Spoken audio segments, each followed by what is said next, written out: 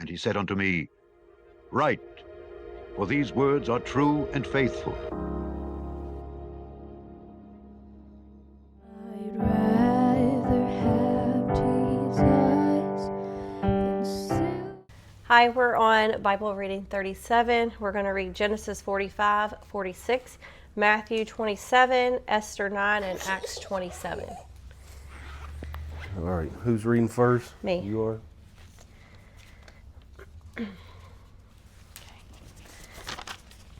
Then Joseph could not refrain himself before all them that stood by him, and he cried, "'Cause every man to go out from me." And there stood no man with him, while Joseph made himself known unto his brethren. And he wept aloud, and the Egyptians in the house of Pharaoh heard. And Joseph said unto his brethren, I am Joseph, doth my father yet live? And his brethren could not answer him, for they were troubled at his presence. And Joseph said unto his brethren, Come near to me, I pray you. And they came near, and he said, I am Joseph, your brother, whom ye sold into Egypt. Now therefore be not grieved, nor angry with yourselves, that ye sold me hither, for God did send me before you to preserve life. For these 2 years hath the famine been in the land, and yet there are 5 years in the which there shall neither be earing nor harvest. And God sent me before you to preserve you a posterity in the earth, and to save your lives by a great deliverance. So now it was not you that sent me hither, but God, and he hath made me a father to Pharaoh, and lord of all his house, and a ruler throughout all the land of Egypt. Haste ye, and go up to my father, and say unto him, Thus saith thy son Joseph, God hath made me lord of all Egypt. Come down unto me, tarry not. And thou shalt dwell in the land of Goshen, and thou shalt be near unto me, thou and thy children and thy children's children, and thy flocks and thy herds, and all that thou hast. And there will I nourish thee, for yet there are 5 years of famine, lest thou and thy household and all that thou hast come to poverty. And behold, your eyes see, and the eyes of my brother Benjamin, that is my mouth that speaketh unto you. And ye shall tell my father of all my glory in Egypt, and of all that ye have seen, and ye shall haste and bring down my father hither. And he fell upon his brother Benjamin's neck, and wept, and Benjamin wept upon his neck. Moreover, he kissed all his brethren, and wept upon them. And after that his brethren talked with him. And the fame thereof was heard in Pharaoh's house, saying, Joseph's brethren are come. And it pleased Pharaoh well, and his servants. And Pharaoh said unto Joseph, Say unto thy brethren, This do ye, lade your breast, and go and get you unto the land of Canaan, and take your father and your households, and come unto me, and I will give you the good of the land of Egypt. And Did ye you say beasts? No. Take the beasts of the land. Oh. And ye shall eat the fat of the land. Now thou art commanded, this do ye take, you wagons out of the land of Egypt, for your little ones, and for your wives, and bring your father, and come. Also regard not your stuff, for the good of all the land of Egypt is yours. And the children of Israel did so. And Joseph gave them wagons according to the commandment of Pharaoh, and gave them provision for the way.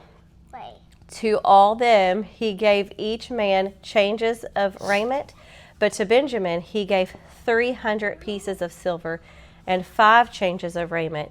And to his father he sent after this manner 10 asses laden with good things of Egypt, and 10 she-asses laden with corn and bread and meat for his father by the way. So he sent his brethren away, and they departed, and he said unto them, See that ye fall not out of the way. And they went up out of Egypt and came into the land of Canaan unto Jacob their father, and told him, saying, Joseph is yet alive, and he is governor over all the land of Egypt. And Jacob's heart fainted, for he believed them not. And they told him all the words of Joseph, which he had said unto them. And when he saw the wagons which Joseph had sent to carry him, the spirit of Jacob their father Revived. Revived. Are you really having that much trouble seeing? Yes. And Israel said, It is enough. Joseph, my son, is yet alive. I will go and see him before I die. I have to take her to the eye Chapter doctor. 46. And Israel took his journey with all that he had, and came to Beersheba, and offered sacrifices unto the God of his father Isaac. And God spake unto Israel in the vision of the night, and said, Jacob, Jacob. And he said, Here am I. And he said, I am God, the God of thy father. Fear not to go down into Egypt, for I will there make of thee a great nation. I will go down with thee into Egypt, and I will also surely bring thee up again. And Joseph shall put his hand upon thine eyes. Okay, I'm going to read. And Jacob rose up from Beersheba, and the sons of Israel carried Jacob their father and their little ones and their wives in the wagons, which Pharaoh had sent to carry him. And they took their cattle and their goods, which they had gotten in the land of Canaan, and came into Egypt. Jacob and all his seed with him, his sons and his sons' sons with him, his daughters and his sons' daughters, and all his seed brought he with him into Egypt. And these are the names of the children of Israel which came into Egypt: Jacob and his sons, Reuben, Jacob's firstborn, and the sons of Reuben, Hanok, and Phalu, and Hezron, and Carmi, and the sons of Simeon, Jemuel, and Jamin, and Ohad, and Jechin, and Zohar, and Shaul, the son of a Canaanitish woman. And the sons of Levi, Gershon, Kohath, and Merari. And the sons of Judah, and Onan, and Shelah, and Pharez, and Zerah. But and Onan died in the land of Canaan. And the sons of Pharez were Hezron and Hamul. And the sons of Issachar, Tola, and Puvah, and Job, and Shimron. And the sons of Zebulun, Sered, and Elon, and Jalil. These be the sons of Leah, which she bare unto Jacob in Padan Aram, with his daughter Dinah. All the souls of his sons and his daughters were 30. And the sons of Gad, Ziphion, and Haggi, Shuni, and Esbon, Eri, and Orodai, and Areli. And the sons of Asher, Jimnah, and Ashua, and Asua, and Beri, and Sarah their sister. And the sons of Beriah, Heber, Malchiel. These are the sons of Zilpah, whom Laban gave to Leah's daughter. And there she bare unto Jacob even 16 souls. The sons of Rachel, Jacob's wife, Joseph and Benjamin. And unto Joseph in the land of Egypt were born Manasseh and Ephraim, which Asenath the daughter of Potiphar, priest of On, bare unto him. And the sons of Benjamin were Bela, and Becher, and Ashbel, Gera, and Naaman, Ehi, and Rosh, Muppim, and Huppim, and Ard. These are the sons of Rachel, which were born to Jacob. All the souls were 14. And the sons of Dan, Hushim. And the sons of Naphtali, Jazil, and Gunai, and Jezer, and Shalem. These are the sons of Bilhah, which Laban gave unto Rachel his daughter, and she bare these unto Jacob. All the souls were 7. All the souls that came with Jacob into Egypt, which came out of his loins, besides Jacob's sons' wives, all the souls were 66. And the sons of Joseph, which were born him in Egypt, were 2 souls. All the souls of the house of Jacob, which came into Egypt, were 70. And he sent Judah before him unto Joseph, to direct his face unto Goshen. And they came into the land of Goshen. And Joseph made ready his chariot, and went up to meet Israel his father to Goshen, and presented himself unto him. And he fell on his neck, and wept on his neck a good while. And Israel said unto Joseph, Now let me die, since I have seen thy face, because thou art yet alive. And Joseph said unto his brethren, and unto his father's house, I will go up and show Pharaoh, and say unto him, My brethren, and my father's house, which were in the land of Canaan, are come unto me. Emma, you start reading. Does she have it?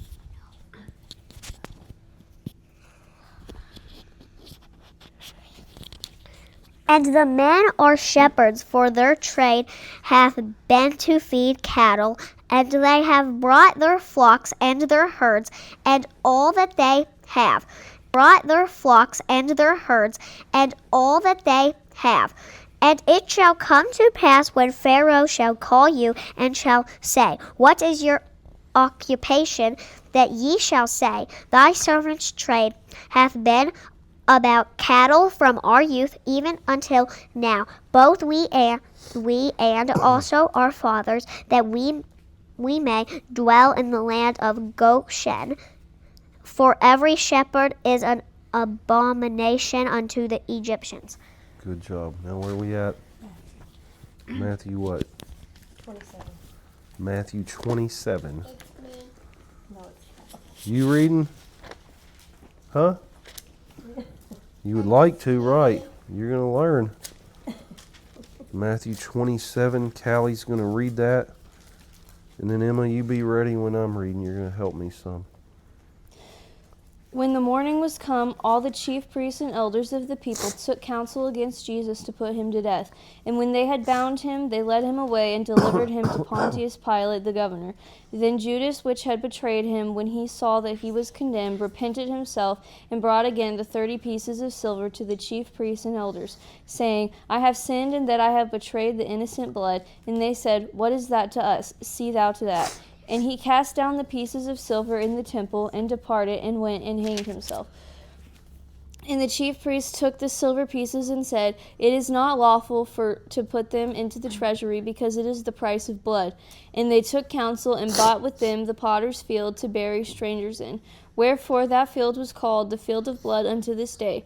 Then was fulfilled that which was spoken by Jeremy the prophet, saying, And they took the 30 pieces of silver, the price of him that was valued, whom they of the children of Israel did value, and gave them for the potter's field, as the Lord appointed me. And Jesus stood before the governor, and the governor asked him, saying, Art thou the king of the Jews? And Jesus said unto him, Thou sayest. And when he was accused of the chief priests and elders, he answered nothing. Then said Pilate unto him, Hearest thou not how many things they witness against thee? And he answered him to never a word, insomuch that the governor marveled greatly. Now at that feast the governor was wont to release unto the people a prisoner whom they would. And they had then a notable prisoner called Barabbas. Therefore when they were gathered together, Pilate said unto them, Whom will ye that I release unto you? Barabbas or Jesus, which is called Christ? For he knew that for envy they had delivered him. When he was set down on the judgment seat, his wife sent unto him, saying, Have thou nothing to do with that just man? For I have suffered many things this day in a dream because of him. But the chief priests and elders persuaded the multitude that they should ask Barabbas and destroy Jesus. The governor answered and said unto them, Whether of the twain will ye that I release unto you? They said, Barabbas. Pilate saith unto them, What shall I do then with Jesus, which is called Christ? They all say unto him, Let him be crucified. And the governor said, Why, what evil hath he done? But they cried out the more, saying, Let him be crucified. When Pilate saw that he could prevail nothing, but that rather a tumult was made, he took water and washed his hands before the multitude, saying, I am innocent of the blood of this just person. See ye to it. Then answered all the people and said, His blood be on us and on our children. Then released he Barabbas unto them, and when he had scourged Jesus, he delivered him to be crucified. Then the soldiers of the governor took Jesus into the common hall, and gathered unto him the whole band of soldiers. And they stripped him and put on him a scarlet robe. And when they had plaited a crown of thorns, they put it upon his head, and a reed in his right hand. And they bowed the knee before him, and mocked him, saying, Hail, King of the Jews! And they spit upon him, and took the reed, and smote him on the head. And after that they had mocked him, they took the robe off from him, and put his own raiment on him, and led him away to crucify him. And as they came out, they found a man of Cyrene, Simon by name. Him they compelled to bear his cross. And when they were come unto a place called Golgotha, that is to say, a place of a skull, they gave him vinegar to drink, mingled with gall. And when he had tasted thereof, he would not drink. And they crucified him, and parted his garments, casting lots, that it might be fulfilled which was spoken by the prophet. They parted my garments among them, and upon my vesture did they cast lots. And sitting down, they watched him there, and set up over his head his accusation written, This is Jesus, the King of the Jews. Then there were 2 thieves crucified with him, one on the right hand and another on the left. And they that passed by reviled him, wagging their heads, and saying, Thou that destroyest the temple and buildest it in 3 days, save thyself. If thou be the Son of God, come down from the cross. Likewise also the chief priests, mocking him with the scribes and elders, said, He saved others, himself he cannot save. If he be the King of Israel, let him now come down from the cross, and we will believe him. He trusted in God, let him deliver him now, if he will have him, for he said, I am the Son of God. The thieves also, which were crucified with him, cast the same in his teeth. Now from the 6th hour there was darkness over all the land unto the 9th hour. And about the 9th hour Jesus cried with a loud voice, saying, Eli, Eli, lama sabachthani? That is to say, my God, why hast thou forsaken me? Some of them that stood there, when they heard that, said, This man calleth for Elias. And straightway one of them ran and took a sponge, and filled it with vinegar, and put it on a reed, and gave him to drink. The rest said, Let us see whether Elias will come to save him. Jesus, when he had cried again with a loud voice, yielded up the ghost. And behold, the veil of the temple was rent in twain from the top to the bottom, and the earth did quake, and the rocks rent.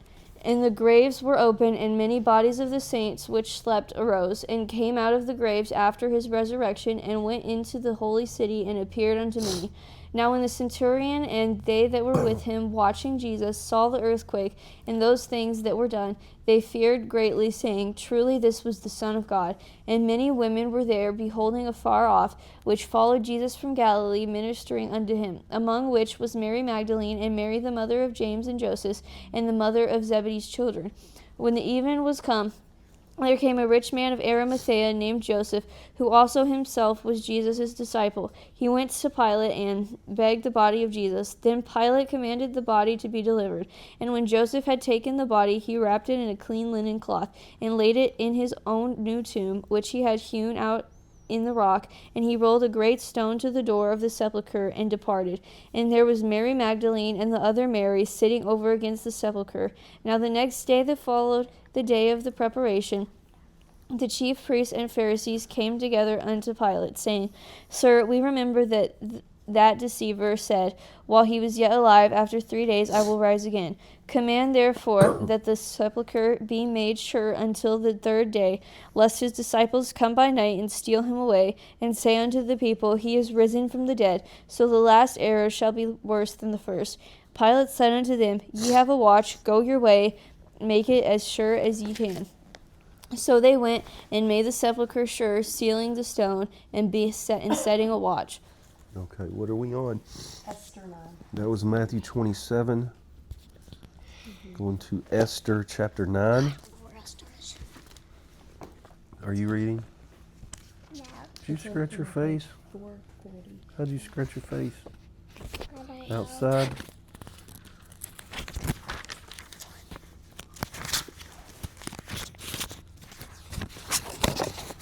Esther chapter 9.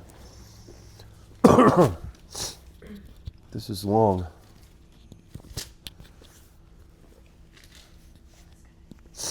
Now in the 12th month, that is in the month Adar, on the 13th day of the same, when the king's commandment and his decree drew near to be put in execution, in the day that the enemies of the Jews hoped to have power over them, though it was turned to the contrary, that the Jews had rule over them that hated them.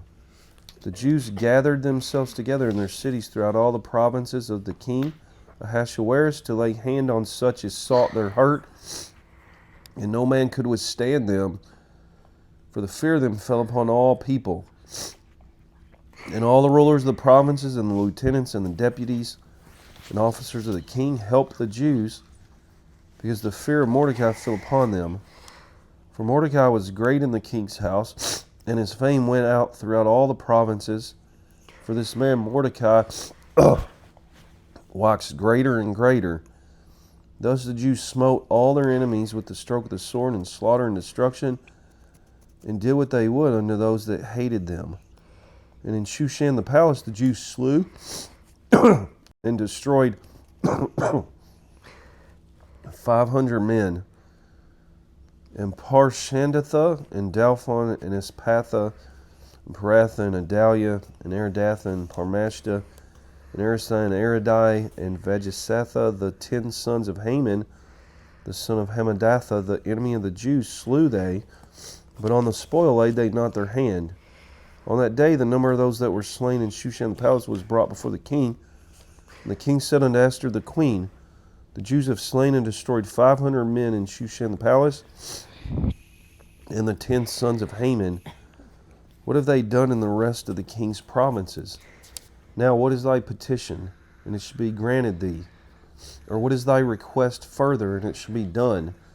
Then said Esther, If it please the king, let it be granted to the Jews which are in Shushan to do tomorrow also according unto this day's decree.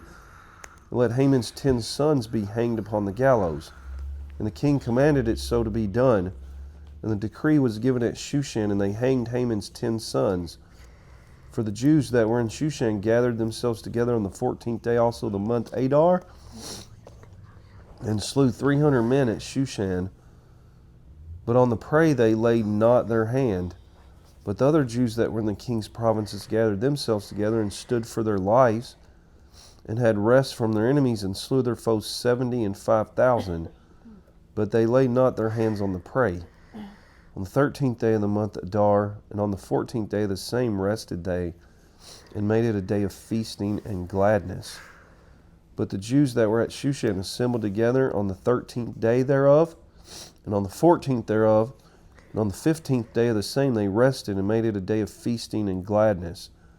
Therefore the Jews of the villages that dwelt in the unwalled towns made the 14th day of the month Adar a day of gladness and feasting, and a good day, and of sending portions one to another. And Mordecai wrote these things and sent letters unto all the Jews that were in all the provinces of the king Ahasuerus, both nigh and far, to establish this among them, that they should keep the 14th day of the month Adar and the 15th day of the same yearly, as the days wherein the Jews rested from their enemies, and the month which was turned unto them from sorrow to joy, and from mourning into a good day, that they should make them days of feasting and joy, and of sending portions one to another, and gifts to the poor. And the Jews undertook to do as they had begun, and as Mordecai had written unto them, because Haman the son of Hammedatha the Agagite, the enemy of all the Jews, had devised against the Jews to destroy them, and had cast Pur, that is the lot, to consume them and to destroy them. But when Esther came before the king, he commanded by letters that his wicked device, which he devised against the Jews, should return upon his own head, and that he and his sons should be hanged on the gallows. Wherefore they called these days Purim, after the name of Pur. Therefore for all the words of this letter, and of that which they had seen concerning this matter, and which had come unto them, the Jews ordained and took upon them and upon their seed, and upon all such as joined themselves unto them, so as it should not fail, that they would keep these 2 days according to their writing, and according to their appointed time every year, and that these days should be remembered and kept throughout every generation, every family, every province, and every city, and that these days of Purim should not fail from among the Jews, nor the memorial of them perish from their seed. Emma? Then Esther the queen, the daughter of Abihail, and Mordecai the Jew, wrote with all authority to confirm this second letter of Purim. And he sent the letters unto all the Jews to the 127 provinces of the kingdom of Ahasuerus with words of peace and truth, to confirm these days of Purim in their times appointed according as Mordecai the Jew and Esther the queen had enjoined them, and as they had decreed from themselves and for their seeds the matters of the fasting and their cry. And the decree of Esther confirmed these matters of Purim, and it was written in the book. Good job. Very good. Now what? Acts 27. Acts 27. Taylor's going to read that for us. Taylor, Acts 27.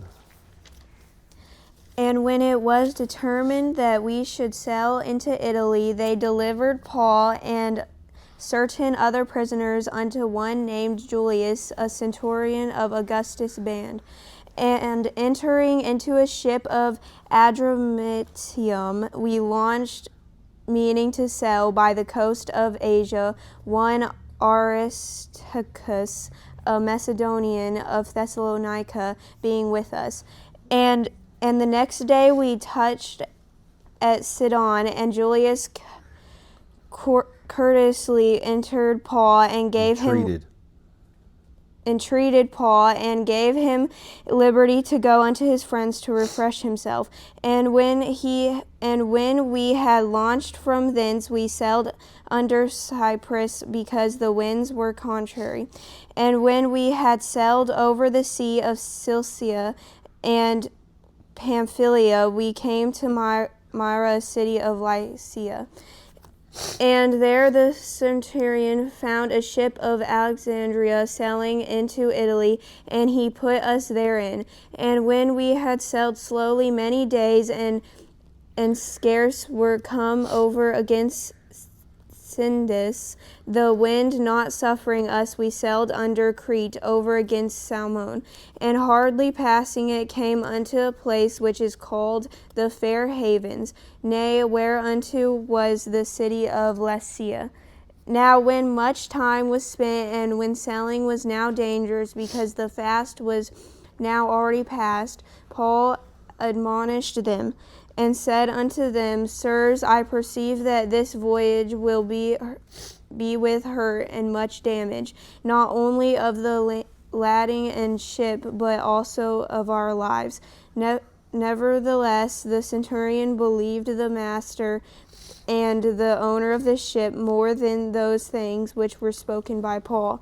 And because the haven was not commodious to winter, in the more part advised to depart thence also, if by any means they might attain to Phinis, and there to winter, which is an haven of Crete, and lieth toward the southwest and northwest. And when the south wind blew softly, supposing that they had obtained their purpose, loosing thence, they sailed close by Crete. But not long after there arose against it a tempestuous wind called Euroclydon. And when the ship was caught and could not bear up into the wind, we let her drive, and running under a certain island which is called Clauda, we had much work to come by the boat, which when they had taken up, they used helps undergirding the ship, and fearing lest they should fall into the quicksands, straight sail, and so were driven. And we being exceedingly tossed with a tempest, the next day they lightened the ship. And the third day we cast out with our own hands the tackling of the ship. And when neither sun nor stars in many days appeared, and no small tempest lay on us, all hope that we should be saved was then taken away. But after long absence, Paul stood forth in the midst of them, and said, Sirs, ye should have hearkened unto me, and not have loosed from Crete, and to have gained this harm and loss. And now I exhort you to be of good cheer, for there shall be no loss of any man's life among you, but of the ship. For there stood by me this night the angel of God, whose I am and whom I serve, saying, Fear not, Paul, thou must be brought before Caesar, and lo, God hath given thee all them that sail with thee. Wherefore, sirs, be of good cheer, for I believe God, that I shall be even as it was told me. Howbeit we must be cast upon a certain island.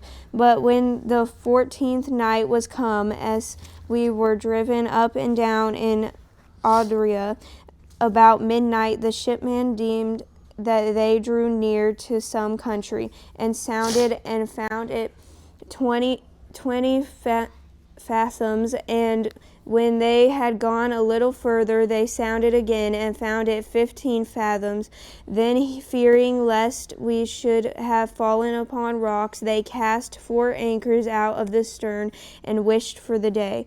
And as the shipmen were about to flee out of the ship, when they had let down the boat into the sea under color, as though they would have cast anchors out of the foreship, Paul said to the centurion and to the soldiers, Except these abide in the ship, ye cannot be saved.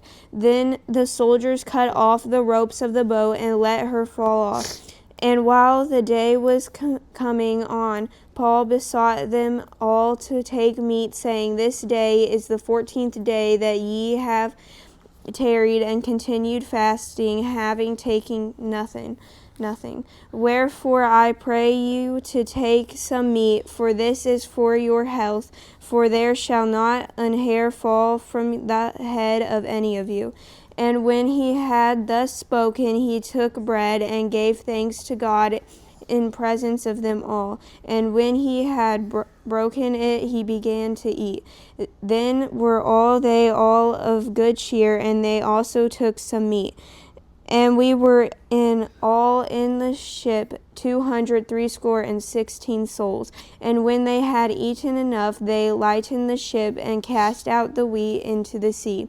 And when it was day, they knew not the land, but they discovered a certain creek with a shore, into the which they were minded, if it were possible, to thrust in the ship.